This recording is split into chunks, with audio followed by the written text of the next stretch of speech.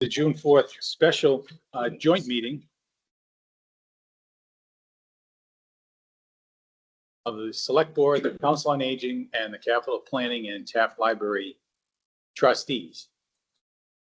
Meeting is being recorded. 4 of the 5 members of the board are in attendance. Jason Cruder will not be here tonight, so everybody's here in person. If you all please stand and join me in the Pledge of Allegiance.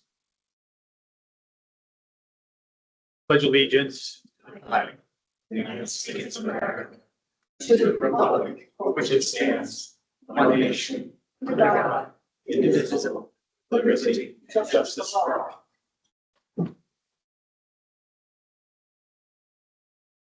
The Council on Aging want to open your posted, right? Do you want to open your meeting? I'm here. What are you saying? Speak a little louder. If you're posted, would you like to open your meeting? And capital should, if we're going to have any discussion. You're going to take a vote. Yeah, you should. If you're posted, you should open your meeting. Capital planning will, we have a quorum. We do with one member online. One of the, Okay.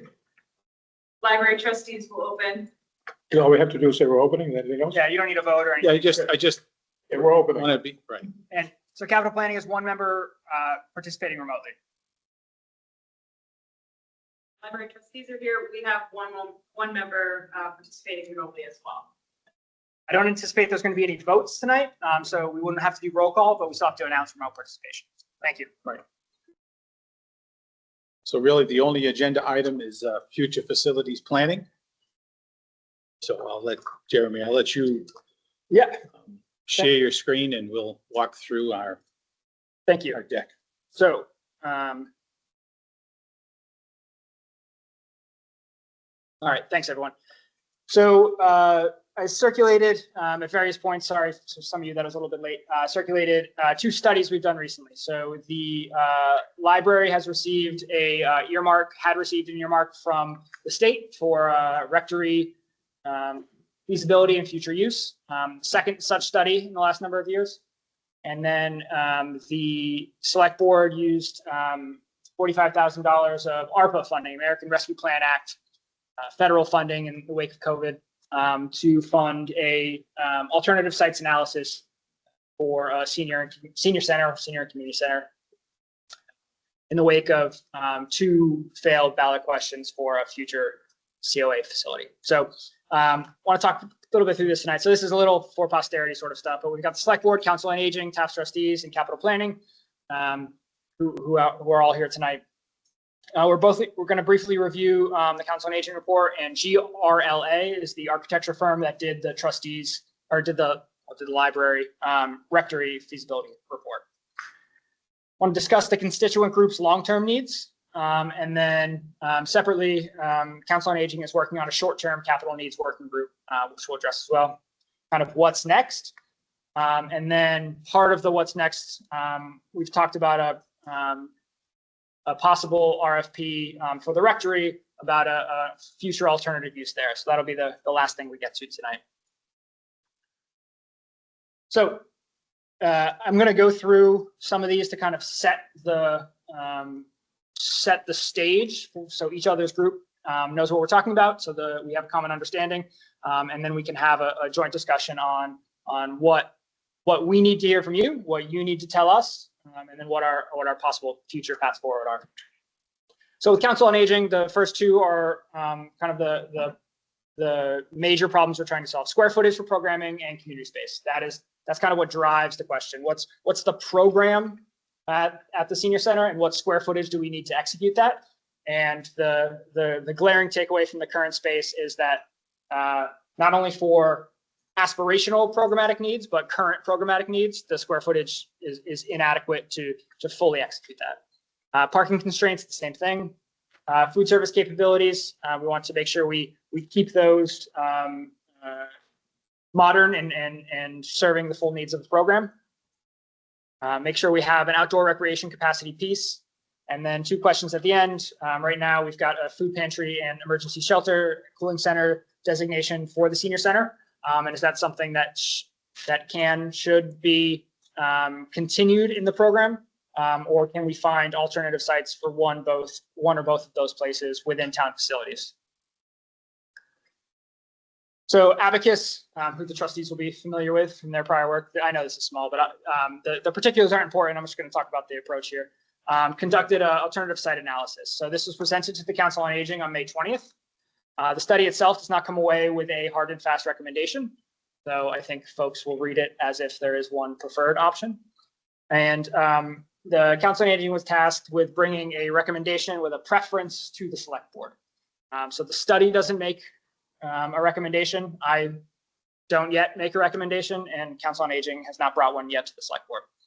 The 4 sites we looked at were, the first column is expand in place. The second column is North Ave, 29 North Ave, which is the library.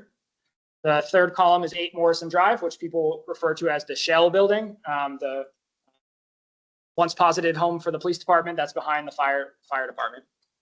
And 3 North Ave, the Greenfield site, which has been twice taken to voters. Each site has its positives and negatives.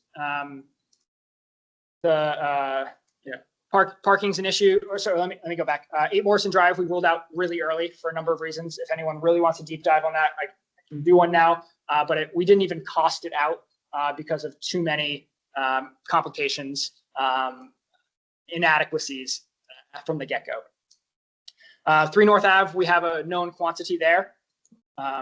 We used the same cost estimating firm as the previous architect did. I will note that the estimated costs here and presented in the study to be apples to apples are hard construction costs and do not include architects, engineering, a construction contingency, or an OPM. There's design contingency, but not construction contingency. So we're looking at figures 20 to 30% higher than what's projected here, absent escalation. So the baseline figures here for expand in place are roughly 8 million. At the library, roughly 10 million, and at 3 North Ave, roughly 12 million. The concerns with both North Ave and expand in place have been some parking issues. We think we can expand a little bit of parking, add 2 more rows at the library, and we think we can add, use an acre of land the town currently owns to add parking for the senior center. You can do up to 60 spaces on an acre. I don't think we would design it as such, but we can easily or reasonably add 40 spaces there. Our concerns with both expand in place and expansion at the library is impacts the current program. So expand in place at the library, or sorry, expand in place at Providence Street. We need a swing space for current programs. And then any construction at the library would be disruptive to library programming.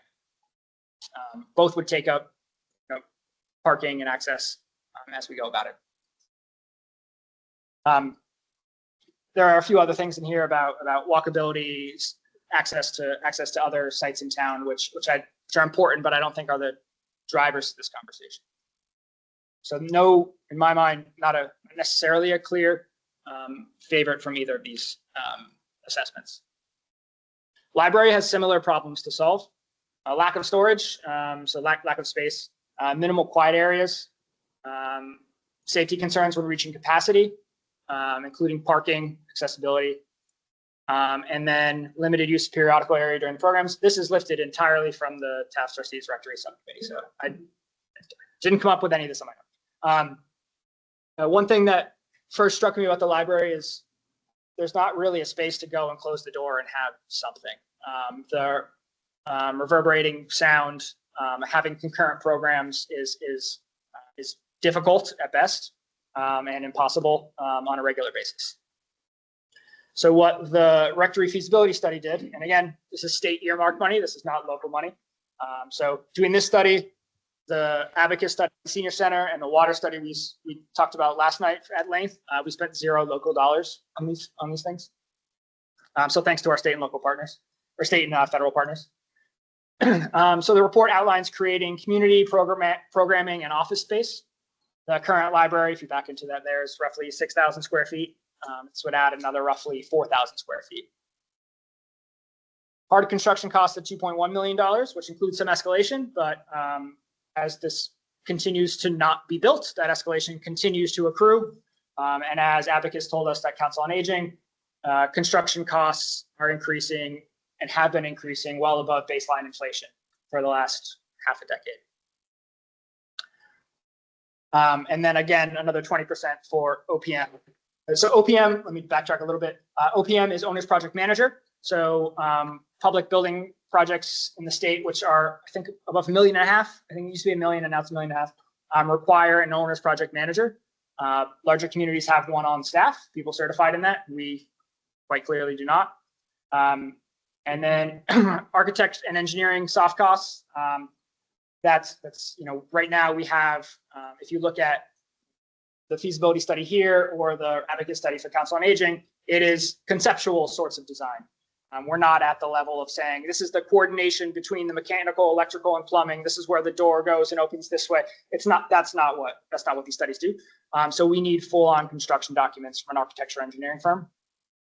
That is competitively procured in the sense that the town has what's called the designer selection procedure. So any building which has an anticipated construction cost over $300,000 and an anticipated design cost over $30,000, there is a very delineated procedure on how we go about selecting an architect.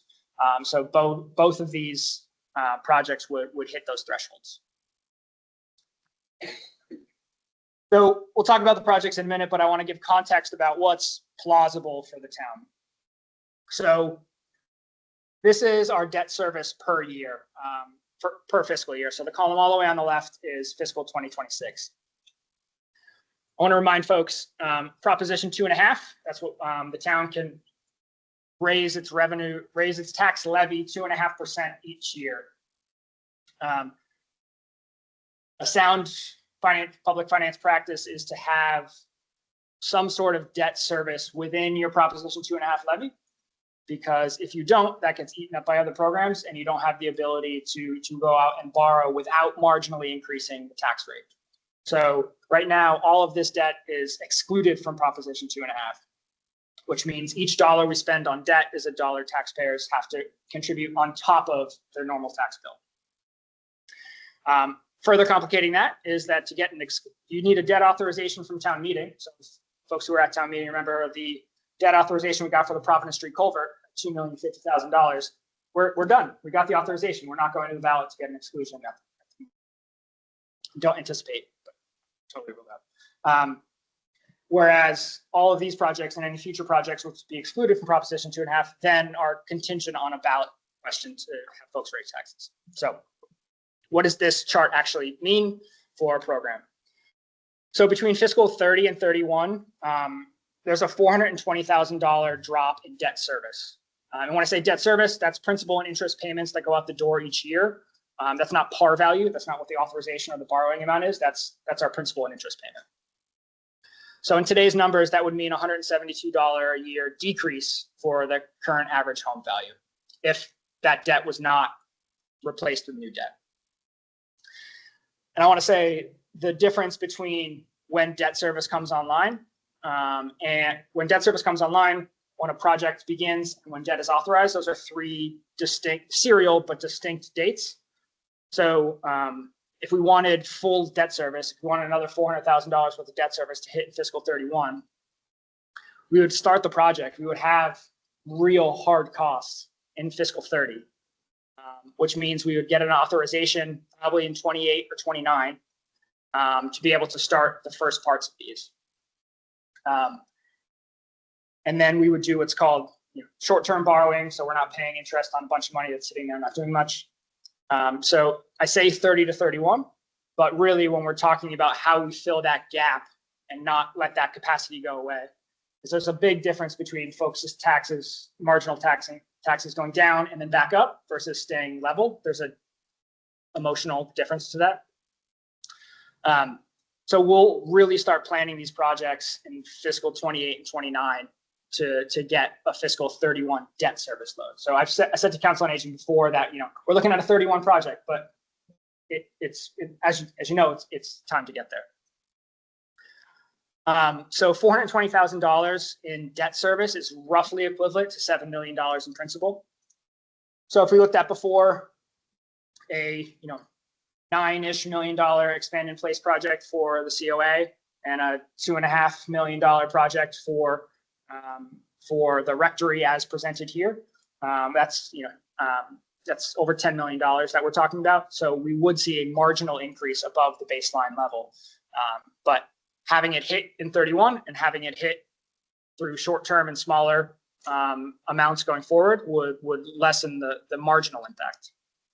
And again, these are in today's dollars, and with today's interest rates, that's at a 30-year note at, I think, 4.1%, 4.2%, whatever AA securities were trading at recently, or last week when I did this. What's complicated is MURSD has told us that they're in a roughly 5 to 7 year window for needing an operational override to maintain their operations. So 5 years, fiscal 27, 1, 2, 3, 4, 5 years, we're at fiscal 31. That's not contemplated here, but that's something that I think all the boards need to be cognizant of as we're talking about exclusions. Proposition 2.5 exclusions do not happen independent from Proposition 2.5 overrides.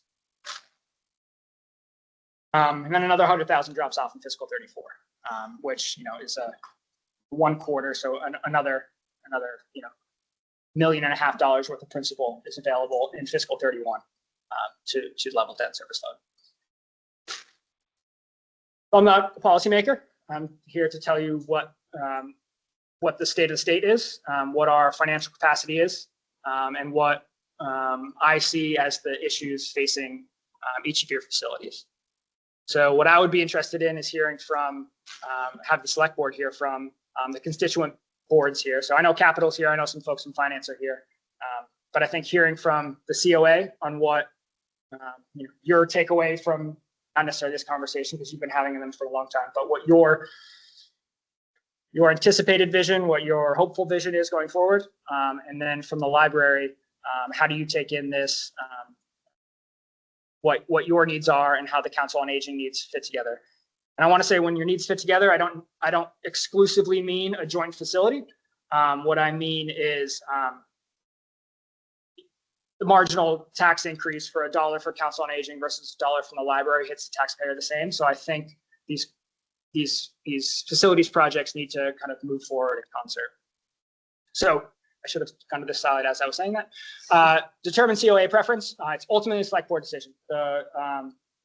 The senior center and the Council on Aging are in direct control of the select board. Under MGL 78, Chapter 78, Section 11, it reads, the Board of Trustees shall have the custody and management of the library and reading room and of all property owned by the town relating thereto. So ultimately, the decision on what to do with the physical plant of the Taft Public Library is a trustees question. Select board gets to place the question on the ballot. So there is, if it requires a debt exclusion to do so, you need them on board.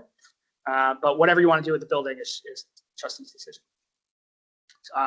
Affordability considerations, like I said, including the marginal increases that we will likely see from MURSD, and I'm not painting them into a corner, painting them in any sort of light. It's the song they've been singing for a long time, and what it looks like 5 to 7 years from now, I'm not sure, but I think it would be wise to be cognizant of that. Future expansion discussion, meaning if we put a Council on Aging wedged up against the library, there's no room there for either of you to do anything else, absent one of you getting a new building thereafter. Short-term solutions. So this is the working group that Council on Aging has put together.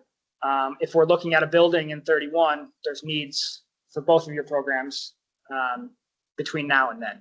So perhaps the short-term solution is a rectory build out for you all, and perhaps a short-term solution for the Council on Aging is some mechanical, electrical, and some physical build out, whether it be the deck or walls or new furniture, fixtures, equipment. That's an ongoing question.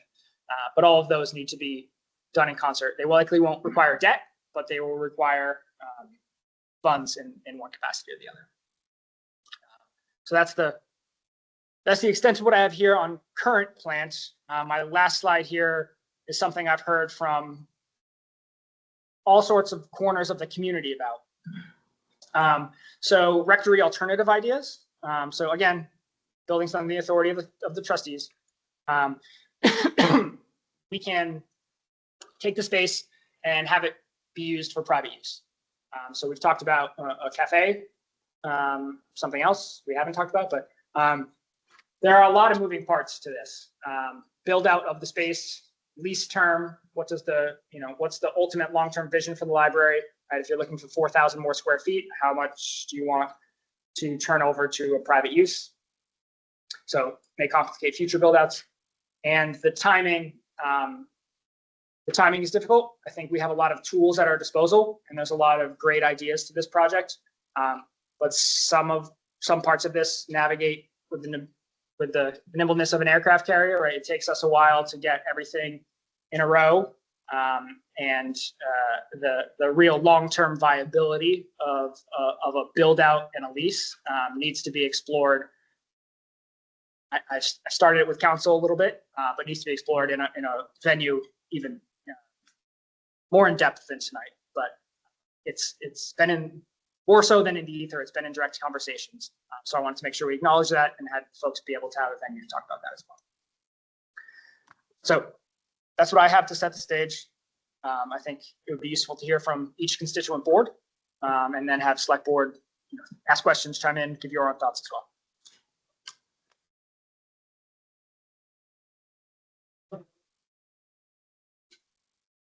Peg, you want to start? Oh, you can. No, come on. I'd like to come up here and sit down. I'll be my partner.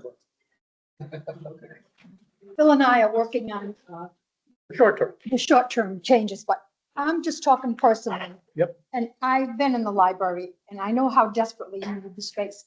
I'm 100% in agreement with that. And if that rectory building will suit your needs, I would be in favor of that for you. Phil and I have talked. agree. I would agree. Yeah, and we think that going up to North Avenue is the start of a complex that you've always looked forward to. You have all this land, you haven't used it, there's nothing in it. And I think that's a better starting point from us. We wouldn't have to move. We could continue our work as we do and our activities while it's being built. I understand the cost, and I'm sure the cost will be even more. But we're going to be spending money on renovations to keep us there. Well, essentially, the building hasn't had anything done to it of substance for at least 17 years. There's no plans even for the building. They can't find any plans. At the end of the day, though, we got a short-term group that's going to say, we're going to need some things. Right. And as Jeremy mentioned, we can come up with things for the warrant, maybe in November, some loose change money to make some little simple things. Under $1,000 items could help. So that's the short-term aspect of it. When you look at the long-term of the facility, we're sitting there roughly with, in the physical area upstairs where people participate in games and activities, we're at roughly around 1,800 square feet between two rooms. The food pantry is 1,500 square feet.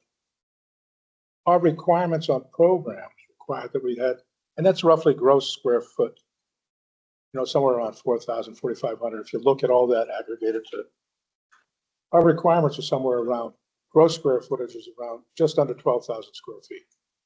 So we obviously have a problem.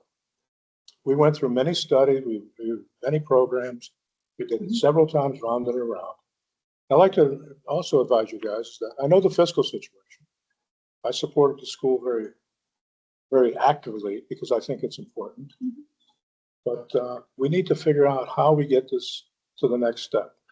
Looking at the abacus presentation, I personally was disappointed because it was not clear of any kind of good recommendation. It was not in depth enough on any of the two choices with the library combination and or what to do with the current building. For that amount of money, we should have had more. We should have more from that study. It gave us some framework and it reconfirmed things that we've known for 5 or 6 years. And there was some good insight in some areas, but it fell short to make a decision. The COA right now, based on what abacus was represented, doesn't have enough information to come back to you with a recommendation I can think of right now, other than the fact that you take out everything they've stated in the abacus review, no future flexibility, parking issues. We're in a situation where if we build anything, 5 years from now, we're going to be in the same boat shortly thereafter we are in today. If we stay where we are, Yeah, and then, because there's no room for expansion. There isn't any. so I guess yeah, I look at this as that I think we need to work with the library because we haven't collectively. And I believe that all the groups should be working more collectively. I think we should be visionary here and think about how do we create a campus someday that would support the community at large. That could be library, that could be community center with a senior adjunct. It could be facilities for the population to use for Boy Scouts, Girl Scouts, recreation. Recreation. Yes, that has more cost. It may take more time to isolate these things. We may be able to build them modularly based on priorities. But I think we should take a look at that. The other thing I would suggest, when I asked the Abacus guys directly, what's your recommendation?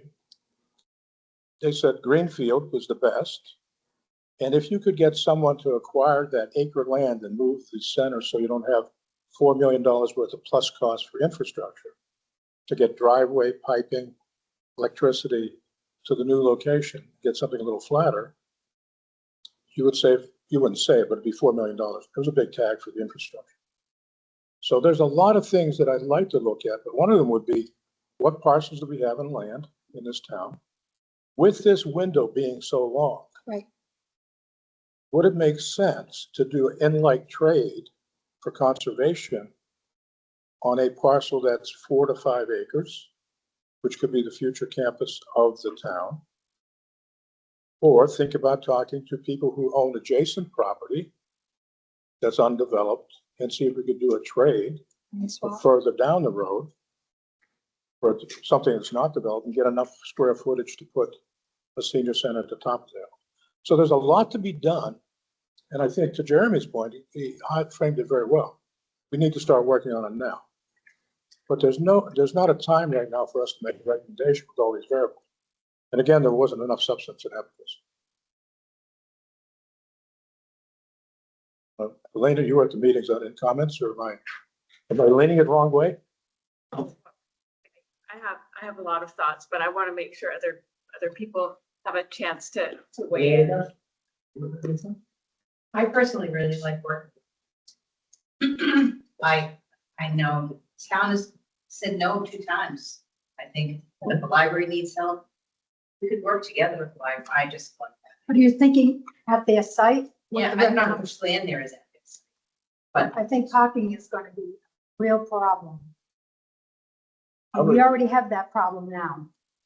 I would agree with you, but I think we have constraints on. I just love some activities with, young kids that are already there and we're in the same facility. We could come and sing. There are a lot of synergies that could happen if we were on the same site. And I'm not saying I'm going either way. I like that idea too. The synergies between our 2 groups could be amazing if we were in close proximity. And if we were at the first site, we've got Clough School across the street. But I think I agree with Donna that the library proposal, I think if we could fit in that area, it's an excellent proposal. I question whether we can fit. The schematics that he provided us had offices that didn't have doors in them, so they were really loosely done. And the square footage was kind of raw and general. And then there's no expansion. There's too many open questions. If we could fit on a campus, library, and I think that'd be wonderful. But I think it's one thing. Anyway, A general question on the advocate study. Did they do the study for that combined view based on the fact no changes to the library half of that structure? Yeah, besides code, yeah. Is that, I mean, when I look at that footprint, looks very similar to what I saw on the library, a little bigger. And general question is, if you've got the structure in place, you would say that's strict, wouldn't they want to go back and then redesign?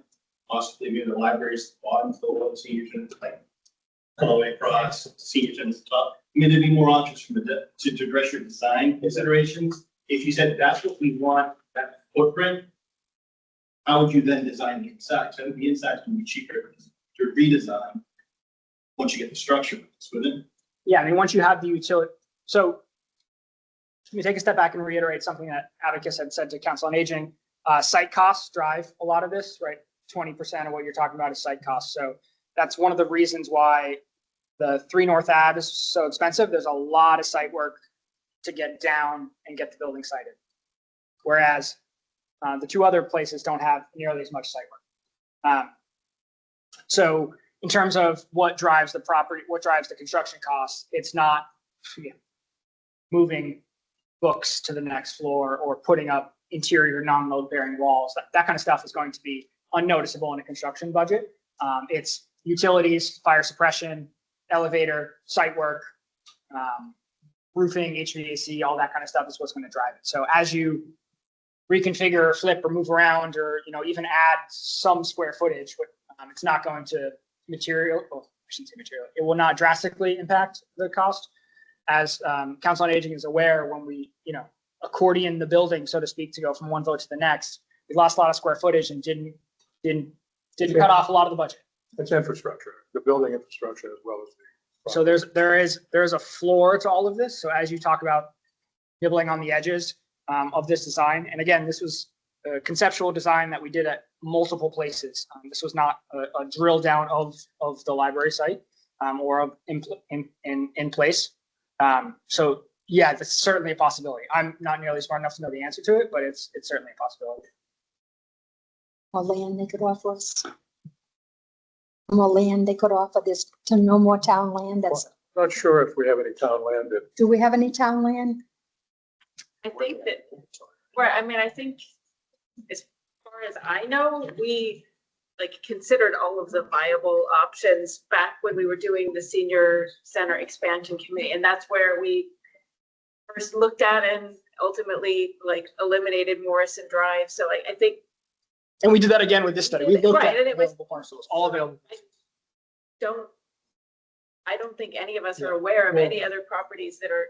Well, the other issue is with a couple of small exceptions, all of the other town-owned land have conservation restrictions on them. Which, if you're talking 5 years in the future, there's a chance you could get that lifted. I don't know if there's an appetite. They were don't- telling us right. that about the corner of Hopedale Street. Well, that was a privately owned Right, property. but it So did have conservation issues in the back. But the issue. It the issue did, is- that was, right, so, but It depends on the sources of funding and how it was paid for. So the idea is, if you're going to convert it somehow, there would have to be a transfer of money, which makes it cost prohibitive for a lot of those cases. So the idea is that the parcels we looked at are really are the places. Everybody says that Right. Greenfield is the best place, and it was originally purchased, and that piece was not put with a conservation restriction because it was intended for that to be municipal buildings. So that is the best place. It's just that its construction costs have grown faster. But if you're spearheading the infrastructure on one project, it also balloons that project to open up that infrastructure. I I'm couldn't hear sorry, that. if you're spearheading the cost to develop that campus area and build roads into and build all the infra, you put the burden of that $4 million in this case onto the project that's spearhead. Right, yes, any project that goes there will have those costs. A question I have though, is the board looking at potentially affordable housing, other things to use that 60 some acres or whatever that may be up there, so that we could combine other It's alternatives? only, I don't think it's 60, That was the. 20 some, that's- 20 some. I think it's like 25. 20, yeah, 24. Yeah. And when we had the original discussion about that Greenfields location, the original plan was to have a public safety center, right? And we did renovate the police station. So the idea is that someday that would be an updated fire station. The idea was if you remember, we relocated the actual footprint of what would be that community center, senior center, to allow space for a new fire station in the future. And once you look at those 2 buildings, that largely takes up that space.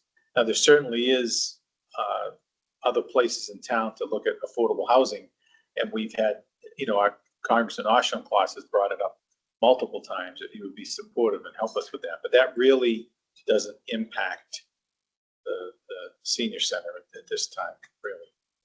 I would say, oh, sorry, I see Mike Goddard is. I think one issue is the properties with the conservation restrictions are not necessarily good ones for something like a senior and community center. They are not in the middle of town.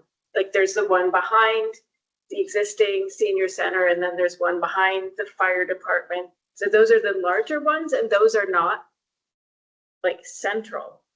So that's, I mean, something to keep in mind. It's not just Agreed. area for area, it's about where the land is as well.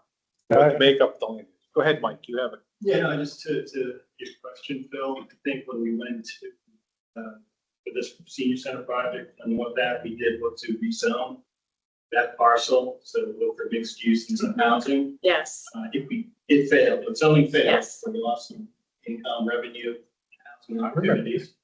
But I think if it's not rezoned, then a fire station could be a possible use because that's a community. Right. Thing, but I think there was to your campus. When I hear campus, I say that sounds like what we talked about originally, where you had walking trails, Yes, mixed use, Right. commercial and housing in that lower space. and hooking up with the library at the same time. So the question I think was, is the board still thinking that's a viable solution? I don't in know. the future? I guess that's, and again, I think the board needs a plan to present what that vision is.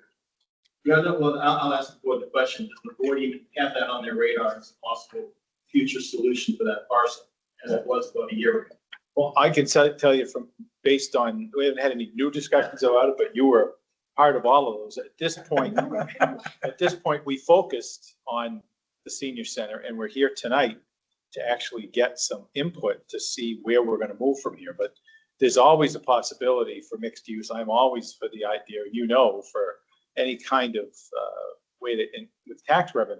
But we really can't do that until the townspeople have an appetite for it. And we've tried it at least 3 times. The majority went for it, 2/3 did not. You gotta remember that. That's a close one. You have it, go ahead. Jeremy, please correct me, because I'm not sure the specifics. I do recall a discussion with the fire department about a feasibility study that they're looking to do in the future. Have they presented a timeline, a desired timeline for that feasibility study? No, I sought state earmark money for it. I don't really know how much it would cost, right? So you all spent $25,000 on 4,000 square foot existing rectory to get a feasibility. If we're talking about siting, response times, living quarters, apparatus bays, the whole deal, $100,000 plus. So I sought a state earmark for it. We didn't get it. So I think part of this next capital planning stage will be. So first off, I'm trying to get folks in the mindset of linking together all the steps of a capital project. Feasibility study, even though it's not a physical thing, needs to be on our capital plan. And I think in some places it is. But no, we haven't taken that first step yet, just because of the cost prohibitiveness of it, and 2, we haven't gotten next in line yet. I think this has been an open question about what we do with the senior center, and to a lesser extent, because of the lesser dollar value, what we do with the rectory as well. And to say to voters at the same time, oh, here's another X $1 million exclusion coming up, we haven't taken that step. And all I was doing was just kind of giving everybody a history lesson about where we've gone through. Not that, and we don't know where we're going to go from here. We're looking for input, and that's one of the reasons for this meeting. So. I guess the bottom line to input from that, and feel free, is that we outgrew the place a long time ago. We're now capacitating a lot of our events. But that was with just a little bit of effort, we could out capacity most of them. We need a solution. And we need some safety solutions, as I'll call, with the parking situation. And it's very expensive to hire a police detail to cross people for times when when we're at capacity. And it's interesting, you have other groups come in there and use it. If they need police details, takes away from their contribution back to the senior center for programs. It's just that's a whole, we just need to fix the parking. Jerry and I talked about possible solutions with the full awareness that we do have that acre next to the building. And that's fully confirmed. We talked about that 4 years ago, but now we have it confirmed. So if we could utilize that for even temporary, some sort of solution, that takes one hell of a safety factor off the board. Right now it is critical. I think, Jeremy, you sat down with them and discussed near-term changes that would alleviate some of the problems, right? Yep, Phil's put together a working group, meet on Tuesdays at 3 at Yes, Senior we are. Center. You all can We're come. both there. For the month of June. So some stuff we've discussed in addition to the parking, which is straightforward in concept, and then kind of how we choose to execute it is a little bit up in the air. But then about how we reimagine square footage within the current senior center to kind of increase your programmatic space. So whether it's computer workstations that are underutilized in their current setup, a garage with durable medical equipment and a van, can we make that into a useful programmatic space? There's the exterior storage. There are 3 exterior storage solutions. Do we need that? Do we need something else? Are they being utilized to capacity? And then something that is not being clamored for by the Council on Aging at all, but I continue to ask, is the food pantry rightly situated at the Council on Aging? And is that better used for a programmatic space and finding an alternative home for the food pantry, which I think is worthy of discussion too. And an exit from the second floor besides where the stairway, we need another exit out of it. An emergency. You want another exit. What? You said you want another exit. It's not code driven. I don't know if it's code driven or not, is it? It's not. At the second floor, but the back porch needs to be fixed, which we have some funds for. Yeah. Because that's falling apart. It's not ADA and it's falling apart. Yeah. And so there's a short-term group working a lot of these. We'll be presenting it to through Jeremy. And Amy will be presenting those to my other hat, capital planning. Yeah. We'll bring those forward. And I think we can put our arms around the short term. The long-term piece, going back to Jeremy, we need to figure out what we're going to do between year 27 and 28 so we can be ready down the road. And today, I'm asking the board to be creative in their thinking, as I did when we lost the vote by less than 0.5%. So we did lose it twice, but less than 0.5%. Board to be creative other ways of looking at revenue from the Economic Development Council, potential forward-looking. That's 4 to 5 years out. Looking at things that would be heretic around it. Diverting 3% CPA funds, reducing it down to 1 for a period of 10 years, and taking that 2% tax impact for the town, not abandoning CPA. And it's heretic around here. Finding property that we could sell. Should we sell North Avenue? Should we sell something else? Just be quick, but I can't do that. I need this body here.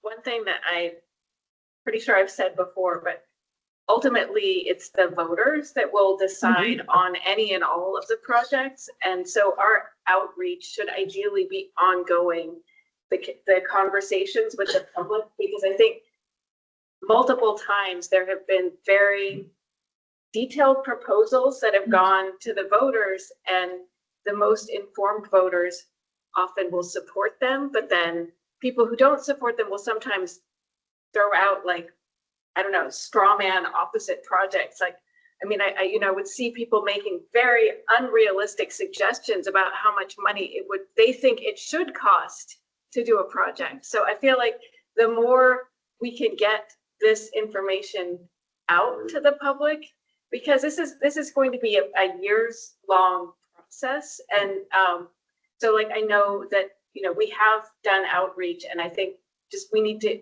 ideally continue to do this. And as much as we can bring in the public for ongoing information sessions, but it's always the question, how do we reach the people who don't watch these, watch these meetings? Nobody watches these meetings. Right. So, anyhow, so, but that is, I think that's something that like deserves all of our attention, everyone in this room, that if we have ways of reaching out to the public, not just when there's something coming up on the ballot, but I mean, we know there's something coming up on the ballot, even if it's 2 or 3 years down the road.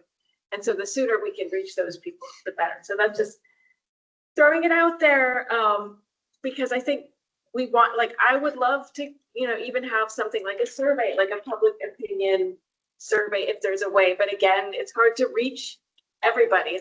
We always reach the most engaged people. And so how do we reach the less engaged people and get their input? Well, and get them more engaged. So Yeah, I would add to that. I remember the last time it came up for the vote there.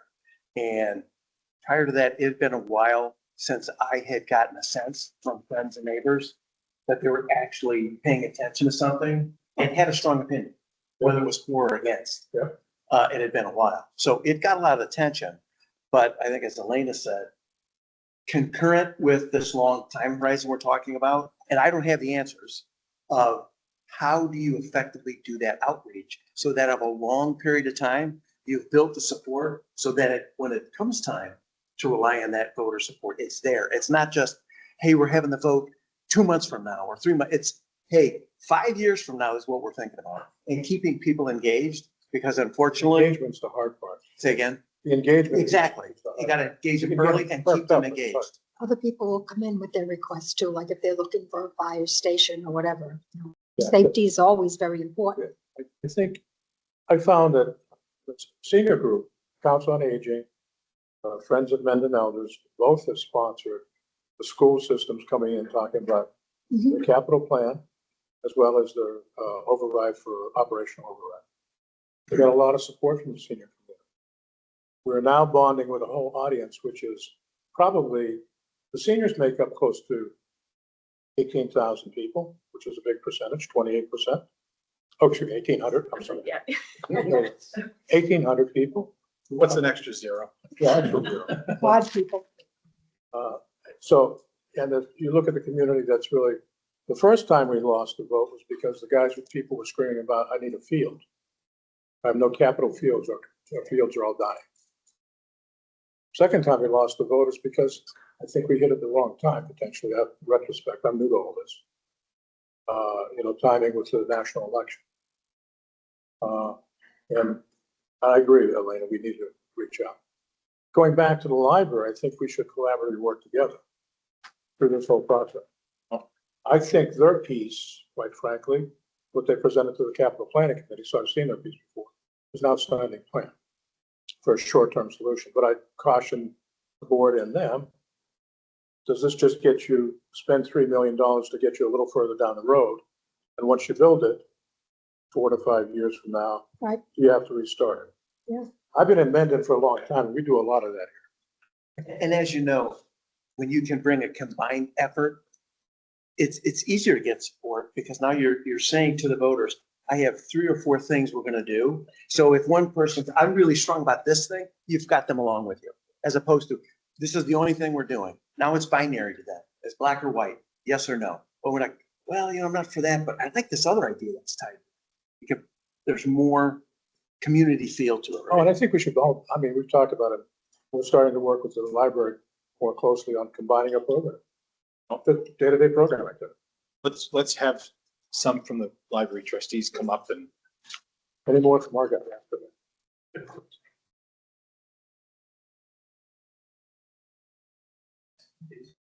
Thanks, Phil. You're fine.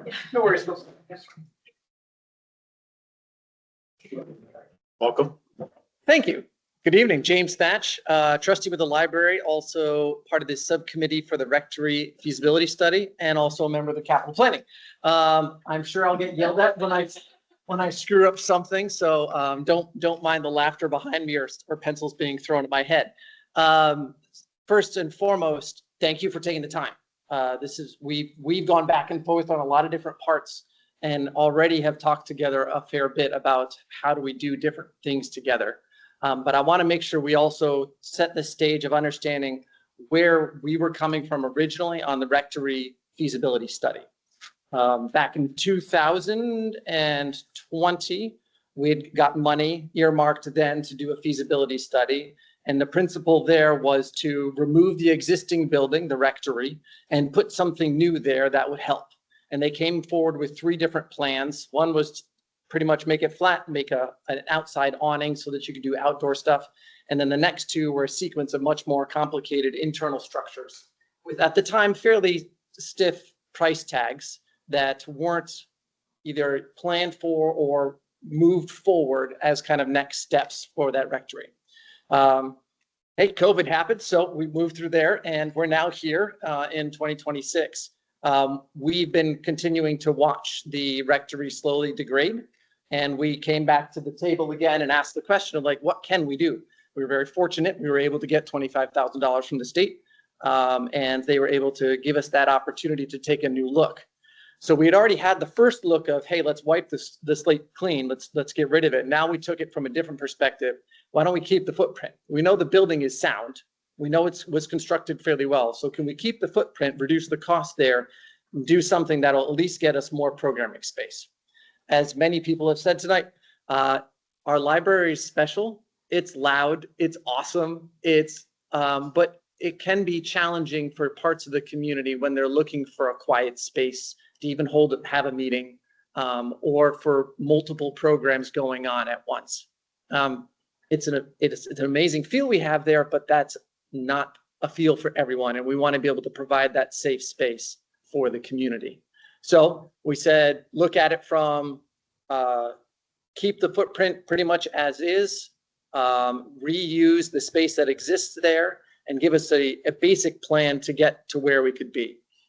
We were humbly and quite thankfully surprised at actually cost per square footage than what we expected.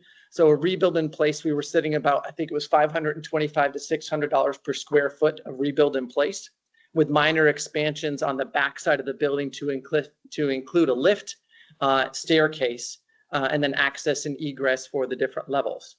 But the main design, again, was for program and community space. So first floor, if you look at any of the drawings, and I apologize, I don't have them to share. So there we go. They're going to be going up right there. You're going to notice after you have the little zigzag back and forth to walk in, you have open space. That's for programs and community. Small little kitchenette, bathroom, that's right there. A study room, a closed door study room, that's right there. And then where you have the garage, again, converting that garage space to another community or program space. Same thing, same principle applies to the basement. Again, you're awesome. I appreciate you. Again, we also did not want to look at this as, when we say program and community space, we are talking about the community of the town, not just of the library. So we recognize this is really designed, and we had gone after it from a multi-purpose use, not just the library's use. So basement, same principle, storage, open space for different programs and whatnot. Utility closet, we actually still have some of our utilities underneath that building. So we have to keep the building currently anyway, and we have to keep part of it insulated to ensure that we actually can have water, hot water, if I recall correctly. Yeah. So that's kind of important. So we can't just flatten it tomorrow and say we're happy. That doesn't work for our operations to continue. You can see on the top side of that drawing also, that's rectangle square section. You can see a set of stairs, and that's the lift that goes up. That would protrude from the back side of the rectory building, but that's really the only addition that would go on, and that would go from basement level all the way up to the second floor. And if you could hit the second floor plans, again, office, study space, closed door space, so that folks could actually have, if they want to hold a meeting, small group meetings, or something else that would be available. Jeremy also already spoke to the fact that we got a hard construction cost at $2.1 million. When we started to do the percentages increase, OPM and everything else, we easily got to 2.5, if not more. And that does not include true inflation going forward. They had a small contingent built in, but wouldn't be significant for ongoing years as we're seeing inflation today. We took all this and presented it to capital planning. Which was awesome. It was a great opportunity for our team to be able to say, here's what we're trying to do, and kind of follow the process that you guys have helped us build within the town to look at these projects. The presentation went really well, and we recognized where we were sitting from a taxpayer's appetite perspective and from tax dollars coming into the town. So in that meeting, we were already saying, we recognize this isn't something we're building next year unless we had the magical tooth fairy come and give us $2 million. We're looking at, 2030 or 2031 already. So that was the original idea. That all being said, that's where the study happened and why the study happened the way that it did, so that you guys have a hopefully a better feeling of that planning that's gone into that so far. We also did have additional discussions about community engagement. How do we start the discussion with taxpayers and keep that momentum moving forward? Because we knew it was going to take far more than just, hey, let's go a year forward and let's make this happen. Now, with all that, be kind of cool if we could just buy all the land back there and we can make one big, just let's build everything right next to the town hall. I know it's not possible, but I had to say it out loud, because when we talk about like a community space or, a central location for the town, that's, where's the center for what we're doing? And it's really, a lot of it sits right around this building, which is really neat. And what was parking like for you all out there tonight too, right? Like, so a complex would, the demands for parking for a select board, a well-attended select board meeting fall on a different schedule than the demands for parking for a council on aging or library program. Absolutely. We also, a few of us came and sat in during the abacus presentation with the council on aging to make sure we had a good feeling and understanding. Teamwork is key. I mean, I think there's a lot of things we do together that we should continue to do together, and more that we need to pull together. If there's ways to have the future looking like we have a complex that is for the town, that's a no-brainer. I think that's it personally, that is just a very logical thing to do. How do we get there today? If I understood the numbers correctly on the abacus presentation, the construction that would occur on if the senior center was to come to the library property, so the rectory, take that building and double it, if not a bit more, coming towards the road. And then parking and expansion would go out and around. One of the big discussions we talked about was how many parking spaces could be there. And parking is always a challenge, as we all see. But that's definitely a possible way to go forward that would allow us to be integrated and allow us to have a common space to work together. I think, yeah.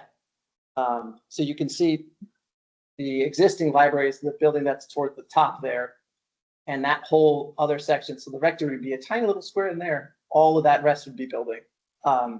So it would probably triple the footprint almost, the current construction.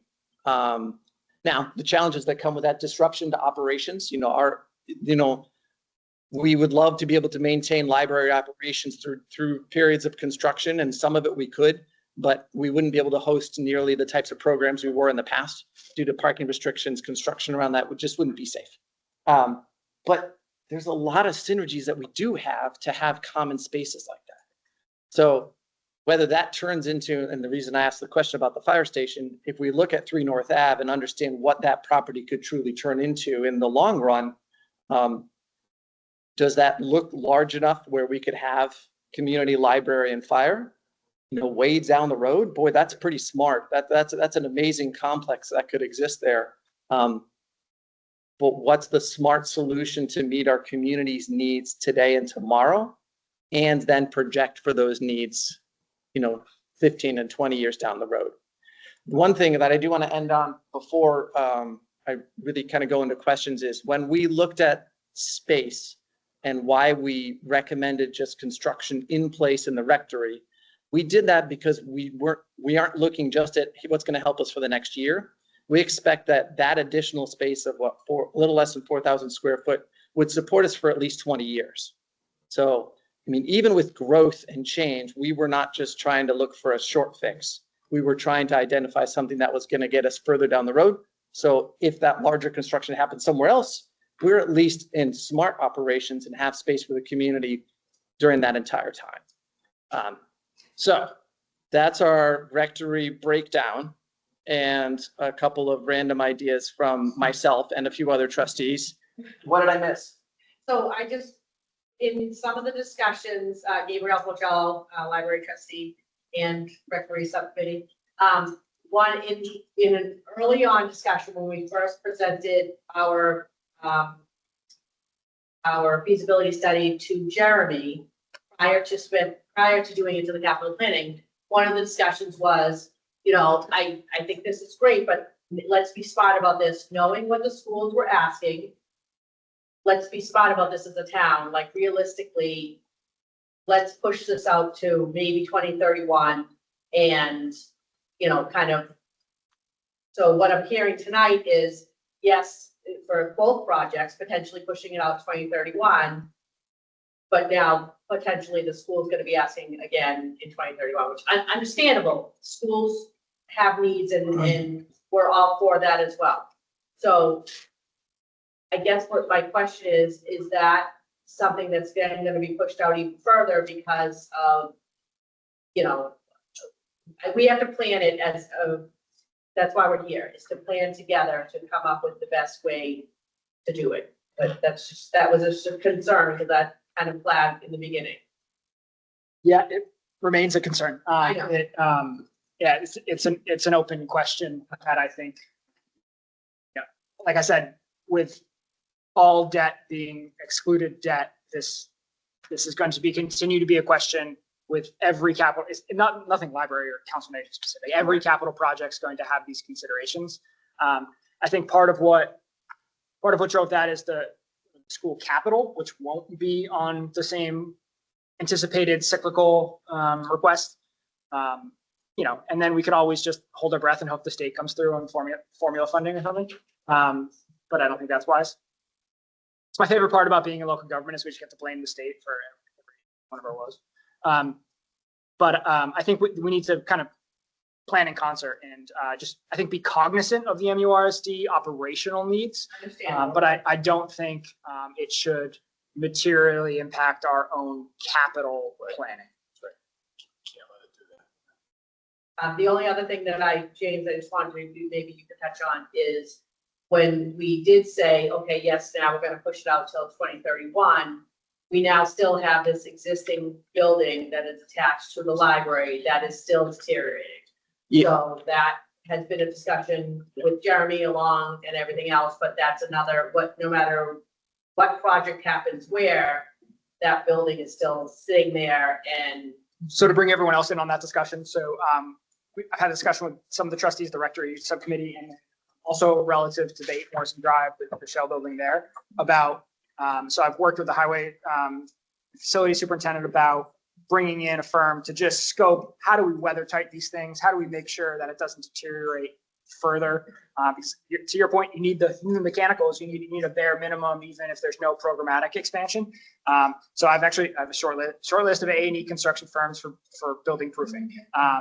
So yeah, it's an ongoing thing. I'd like to do them together just because it's the same sort of exercise and just get somebody in here to scope it. So that's certainly a this summer, you know, calendar year 26 question that I need to act upon. Yeah, because I know that we got a quote from GLRA to do an assessment, but that was a rather steep quote. So Yeah. I think by bringing multiple parties together on that, we can save a lot of money. That was kind to GLR. Well, That was a kind assessment. yeah, trying to be. I think so. Those are the big ones when it comes to where we sit today.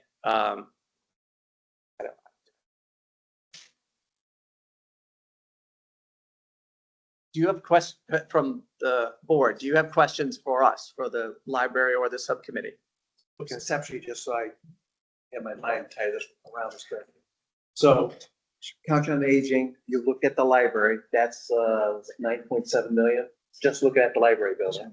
And that work is done independently of the work you guys did with library, which is like 2.1 million of the rectory. Correct. At no time was there any synergistic look at how they would tie together, how that flow would go, right?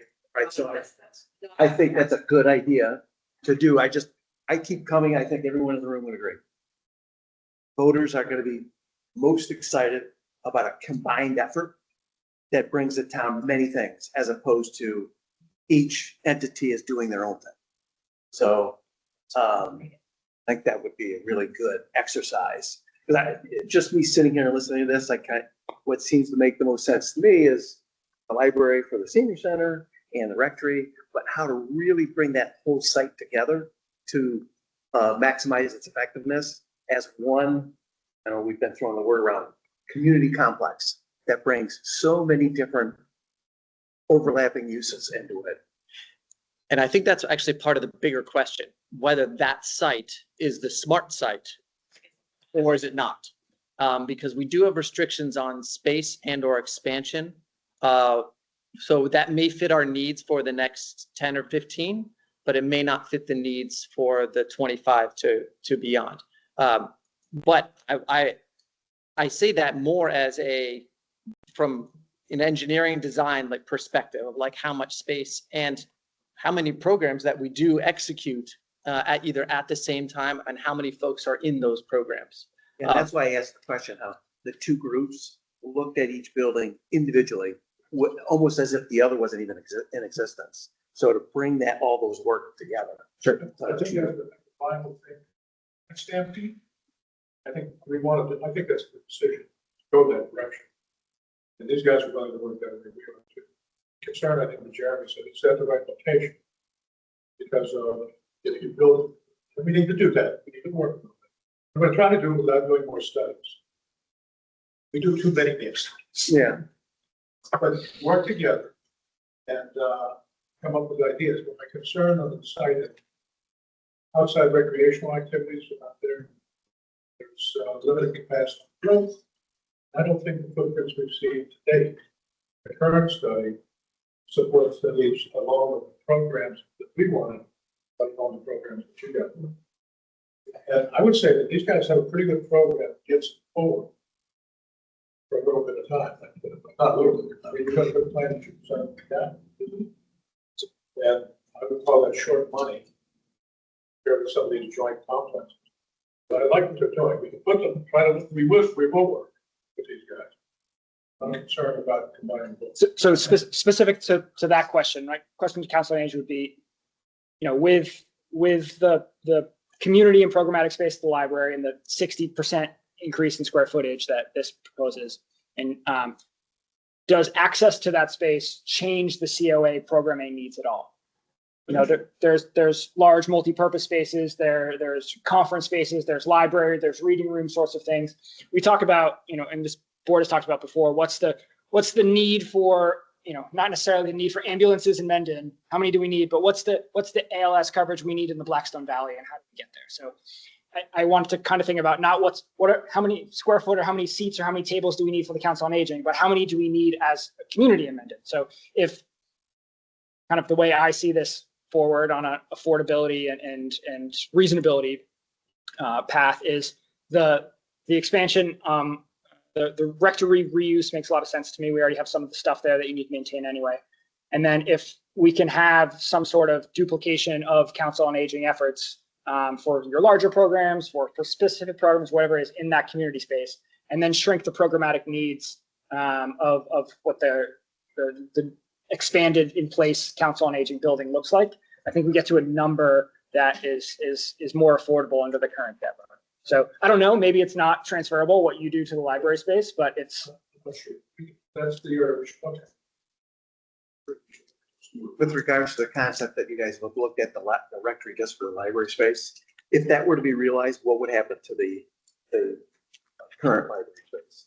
Oh, so that the library is the library where the books are, all that stays current operations. The only changes that occur to the current library is an access that would come through the genealogy room into the ramp system that would then get you into the secondary building. The intent behind that was also to provide, honestly, barriers so that you could close off the physical library and still have access to community space at different hours than library hours. So it actually, we looked at it, we did our best, and with the consultants to look at it from that holistic perspective. I think one thing that's really evident in these two studies is, Abacus, we were doing a alternative site feasibility, 10,000 foot level, whereas you all had one specific site where you were able to drill down and say, how do we make this work on the particular level? And we don't have that on the Abacus study because that's not what it was designed to do. we certainly would need to get there before we got to any sort of voter question. There's a lot of refining specificity that needs to happen still.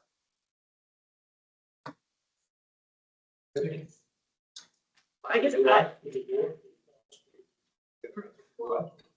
I mean, I'm all in favor of the boards working together. Like if the Council on Aging and Library Trustees can find ways to have more of these discussions, I think that would be fantastic. But I guess I still have trouble reconciling the Council on Aging needs with the library needs for that space, even short term, just because the Council on Aging events often involve food services, and the rectory is talking about a kitchenette, not a kitchen.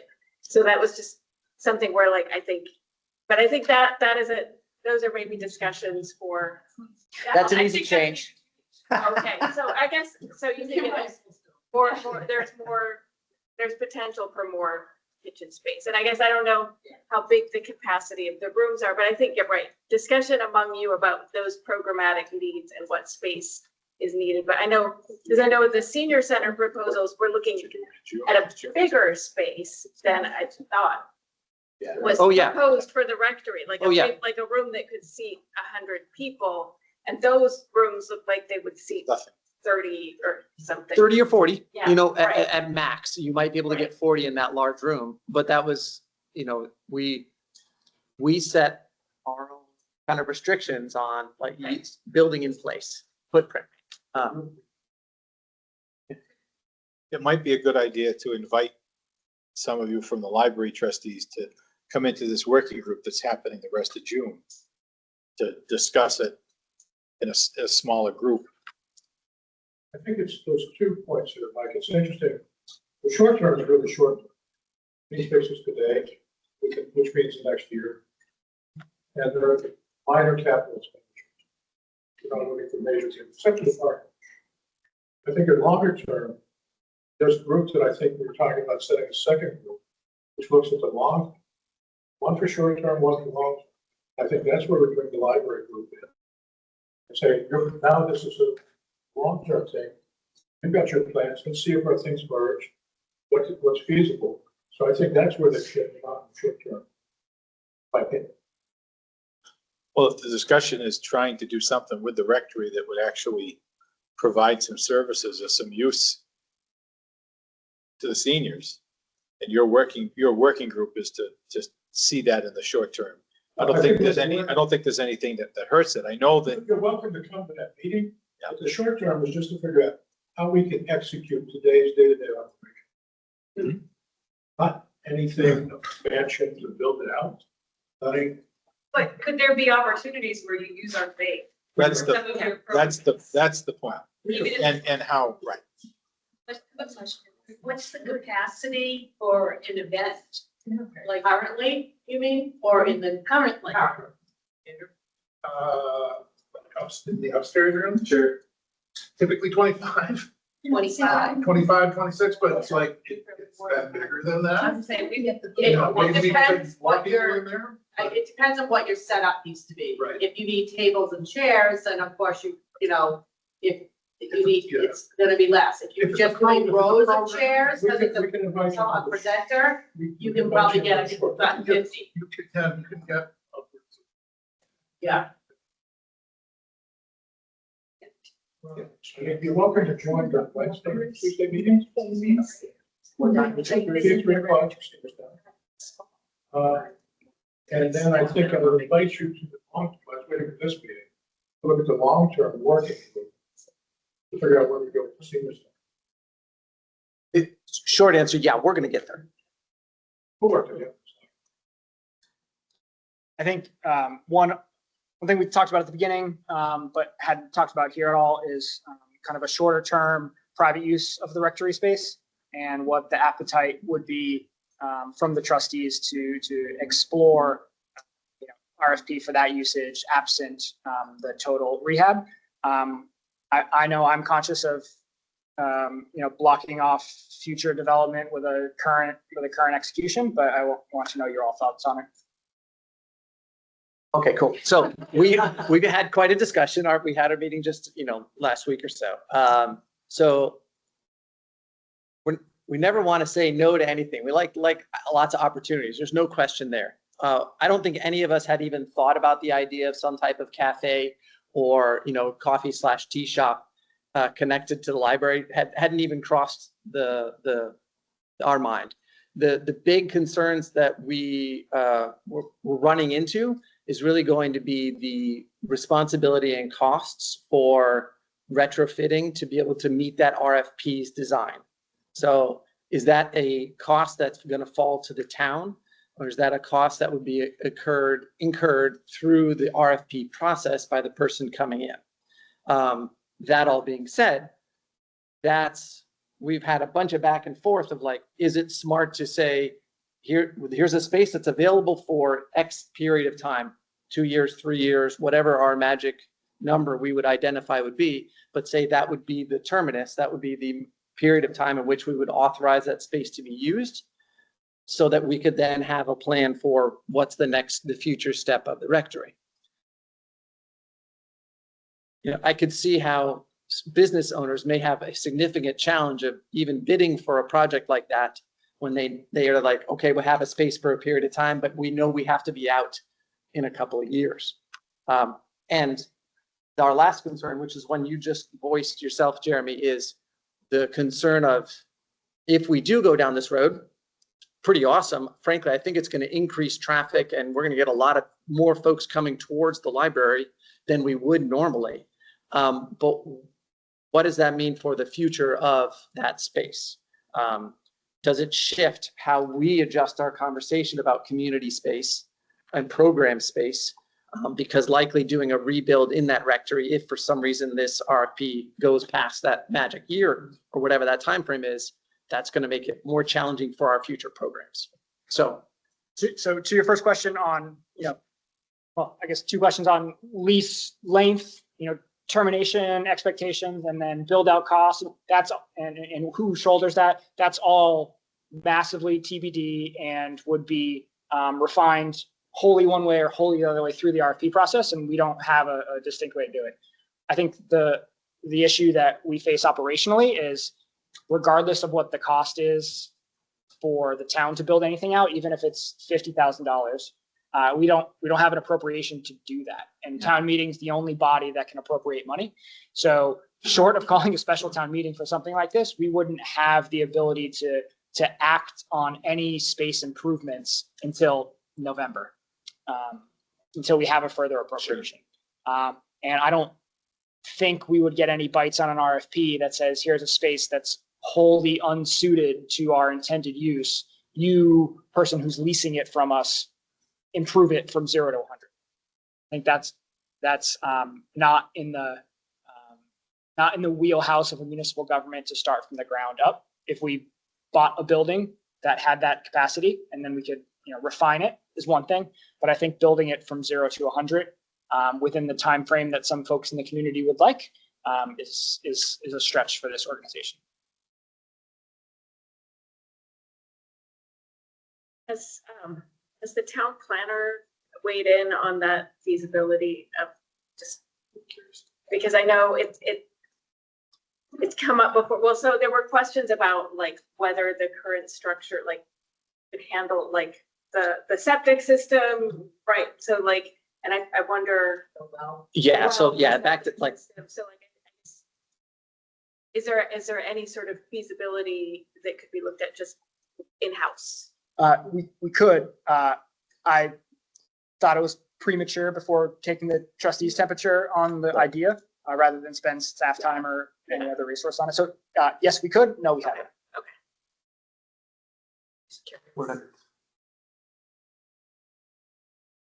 I just forgot to button my shirt. I know I'm informal. I apologize. And here's so personally, I'm a fan of it, but I'm looking at it from also where do we as a community want space for the future?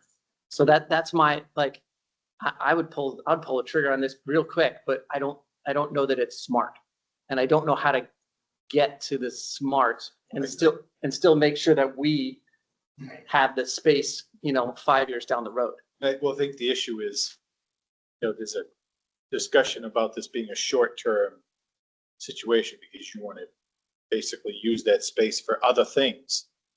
I mean, the initial thought was, would it be feasible to have the service, the food service piece of it take up a small space, and then that other area that would be meeting space at certain times would also be for customers at other times that were in there to partake. But Is there any ways to make? yeah, to make it work. And again, it was just an idea basically from what's gone on for years in Hopedale. Sure. But the issue was that it had to begin with your group because that's the trustees thing. Yep. I wonder whether there are other spaces in town that could be considered. There's basement here, for example. I know like there's reworking of town hall offices planned and there's the space next door. Like, I don't know. I don't know if anyone's ever considered whether there are other town spaces that could fit something like this. Yeah, we haven't. I think it would face some of similar, probably smaller magnitude, but similar build out appropriation timing questions. Surmountable things, but having something, available for July or August is wholly out of the question. Yes. Actually, said Good. I'll be good. Sorry. No, it's okay. And I think, and the biggest thing to keep in mind is that this board has plans at the end of July to hold a goal setting. We do those at least once a year. So getting this feedback from this group with all this food for thought is something we're going to put into our plans for where we're going to chart the future and where we're going to head to go. So we appreciate everybody with all of their feedback.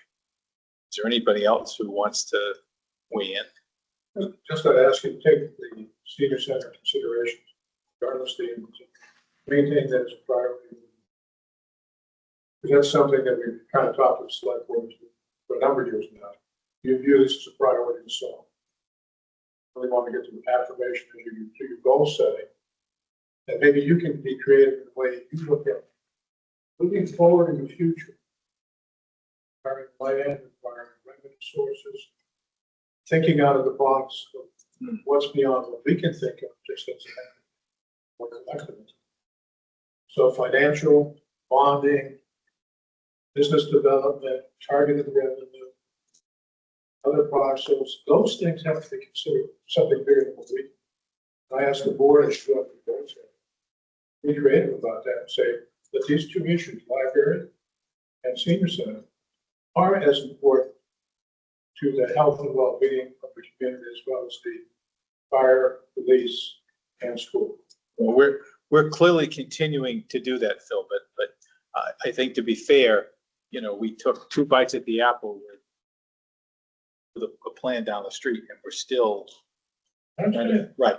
So this is, and let me share this here. So this is the fiscal 26 select board goals. So I sent this memo out in July to everybody with a amended email address. So fiscal 2026 goals. So we've got technology improvements. I like to say we just essentially completed the first goal there yesterday. So there we go. Comprehensive financial planning. The second sub bullet underneath this is finalized plan forward on senior center debt exclusion. So prioritizing this project, this is essentially the only capital project that was elevated to a select board goal that was then reduced to writing.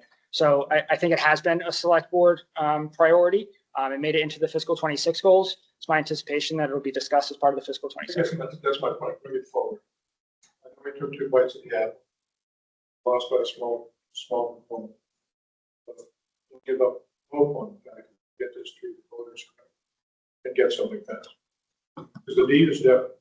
And the other thing I'd ask you is on Tuesday, a week from Tuesday, any of you are available to join us at a birthday luncheon at the senior center and see what vibrant activity will jam 50 people on a regular basis.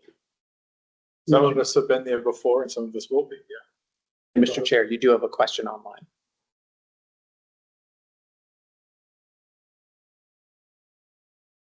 Hi, Carl. Hello. Carl Hummel, 15 Misco Road. I'm on the Finance Committee, but I'm speaking on my behalf because the Finance Committee has not deliberated on this matter. My first comment is that this is a complex issue facing the town. If there were a simple solution, we'd have done it already. So anything that we do moving forward is going to require a lot of organizational skill and involve a whole lot of different entities. I reviewed both of the docs that Jeremy sent out, and my takeaways are, first, the current senior center building doesn't meet current building practices. We don't have as-built for it. It's sort of accreted over time, and the site's just sort of grown over time. The second one from the library half is that the rectory portion of the current library rectory footprint is underutilized. So I believe what I've been hearing speakers say tonight is that we want to come up with a solution that solves both of these problems simultaneously rather than doing them one at a time. As far as the North Avenue site is concerned, 3 North Avenue in the center of town, I don't think the citizens of the town know what they want to do with that site yet. We've failed to get a senior center on there in 2024. People have talked about affordable housing there. That hasn't worked. There is a set of commercial buildings that are currently being planned along Route 16. Maybe after that happens, people in town may come to a sort of consensus on what they want done in that area. I don't think that we should delay, even if our proposed building time is 2030. I think that over the, 2030, 31. I think that over the summer, we should come up with a concrete plan. One of the things I noticed when I came into town 10 years ago is that there was a committee devoted to getting the library project. There was later a committee devoted to getting the police building worked. It may be reasonable for the select board to work with the library board of trustees to create a new entity that is going to spend the next 5 years publicizing, cheerleading, getting out community notices and talking up at town meetings and other venues what the eventual plan is going to be. I agree with previous speakers that we don't have to have a single community center that has everything in it. We don't necessarily need recreational fields and facilities at this new campus because we have a building, we have a robust recreation and parks commission that has been working on that. The food pantry, we don't necessarily need to have that at the same place as when we're having conference rooms. The lending library of durable medical equipment that's currently in the garage of the senior center. Yes, it would be nice to have that in the same campus, but it's not necessarily something that needs to be accessed as frequently as the other parts of a facility. My current inclination at this point is to build out the library rectory complex because we can't just demolish the building. Again, it's going to be a complicated thing. At the same time, we should decide what the town is going to do with the current senior center building.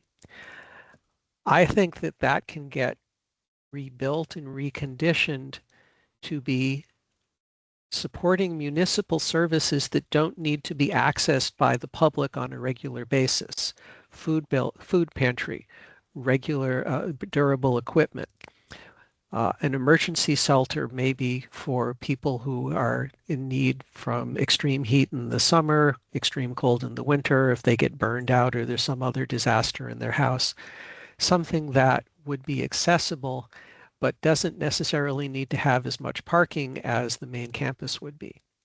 So I would encourage the select board to, over the summer, come to a decision, and my recommendation is we move forward with the library rectory site.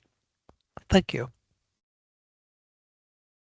Just as a point of clarification, the rectory subcommittee already exists, and it is the group that has been driving this initial reevaluation of the rectory building. So I would present the recommendation to our trustees that we maintain that group and we use that moving forward.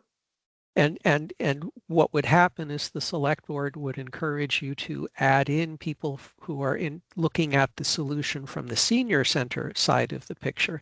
And then there would be a single unified body in town that would speak with one voice over the next 5 years. Mike Krager, go ahead. Mike Krager, 16 Colonial Drive, just like Carl, speaking on behalf of myself, not on behalf of the Finance Committee. I would love for us to find ways to figure out revenue opportunities with some of these facilities. I know that, I know in the senior community center discussions, quote unquote, nobody reached out about doing things with fields on the properties and stuff like that.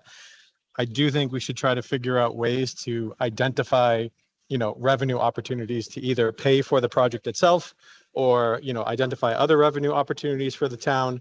If the previously discussed, cafe type thing was a revenue generator, I think these are things that the people in town want to see. And, I love the discussions about thinking around our debt exclusions falling off and what that means for tax bills and all that good stuff.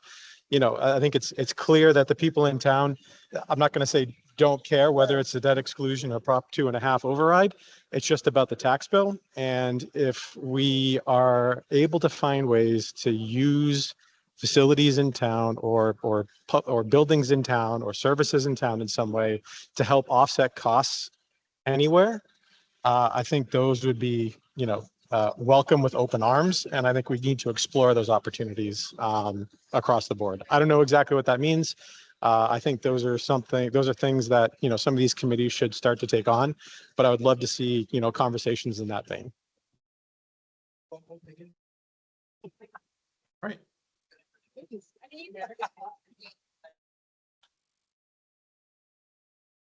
You have your hand up again, Mike, or just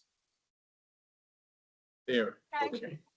No, I'm on a phone in a hockey rink right now, so I'm kind of trying to go back and forth. So I'm good.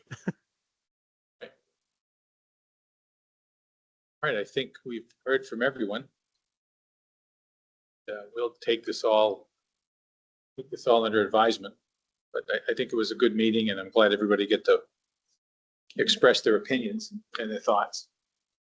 Maybe you have something? Close out our individual meetings. Yes. Yes.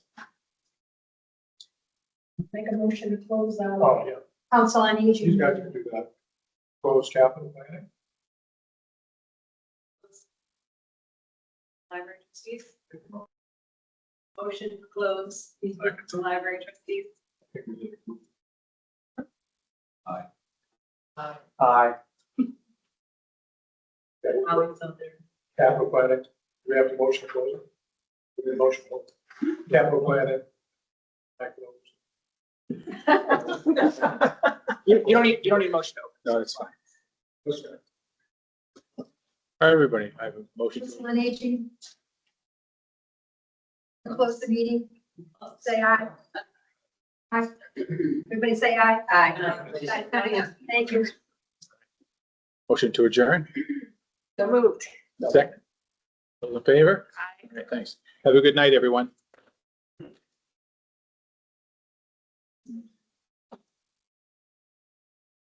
Yeah.